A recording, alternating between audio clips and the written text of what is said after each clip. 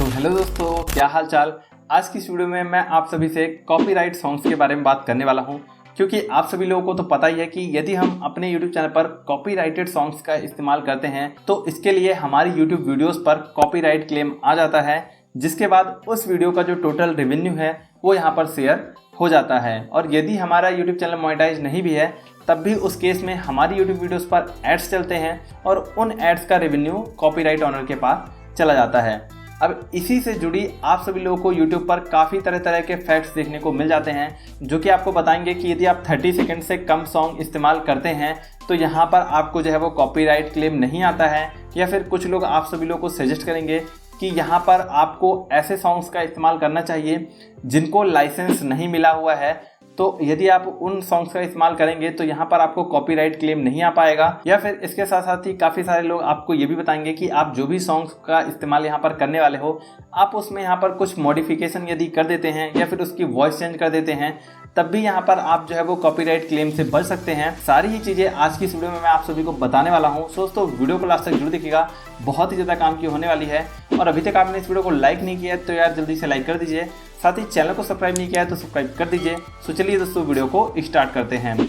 तो यहाँ पर देखिए दोस्तों, सबसे पहले तो यदि मैं बात करूँ इंडिया की कि यदि आप अपनी YouTube वीडियोस में बॉलीवुड सॉन्ग्स का इस्तेमाल करते हैं तो जाहिर सी बात है इसके लिए आपको तुरंत ही कॉपीराइट क्लेम आ जाता है। लेकिन हाल ही में YouTube ने एक अपडेट के थ्रू बताया था कि अब आप आने वाले कुछ टाइम में अपने YouTube वीडियोस में इंडिया के सॉन्ग्स का इस्तेमाल कर पाएंगे। लेकिन यहाँ पर जाहिर सी बात है YouTube की कुछ पॉलिसी होगी।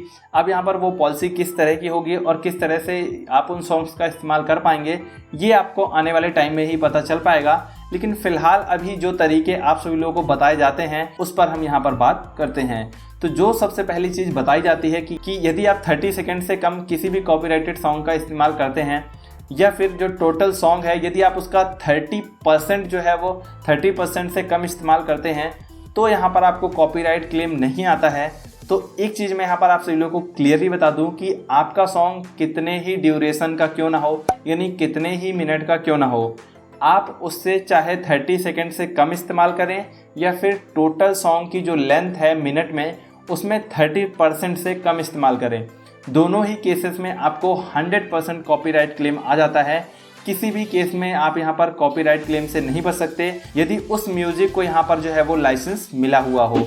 तो तुरंत ही आपके दिमाग में एक सवाल आएगा कि यदि उस सॉन्ग को लाइसेंस नहीं मिला हो तो उस केस में जाहिर सी बात है कि हमें कॉपीराइट क्लेम नहीं आएगा। तो अगर हम थोड़ा सा पहले बात करें कॉपीराइट क्लेम के सिस्टम के बारे में कि कॉपीराइट क्लेम कैसे आ जाता है, तो जिन भी म्यूजिक को यहाँ पर जो है वो लाइसेंस मिला हुआ होता है वो सभी सॉन्ग्स जो है वो YouTube पर रजिस्टर्ड होते हैं और लाइसेंस वाले सॉन्ग को यहाँ पर जो है वो एक कंटेंट आईडी भी मिला हुआ होता है जो कि अगेन YouTube के सर्वर्स पर अवेलेबल होती है। अब ऐसे में जब भी आप अपने कंटेंट में उन सामग्री का इस्तेमाल करते हैं, YouTube का यहाँ पर जो एल्गोरिथम है या जो भी उनका सिस्टम है वो बड़ी ही आसानी से उस कंटेंट को पहचान लेता है। और यहाँ पर क्योंकि उस कंटेंट को ऑलरेडी एक कंटेंट आईडी मिला हुआ है, इस वजह से जो भी रूल्स एंड रेगुलेशंस उस कंटेंट आईडी के लिए निर्धारित किए जा चुके हैं ऑलरेडी वो आपकी YouTube वीडियो पर अप्लाई हो जाता है।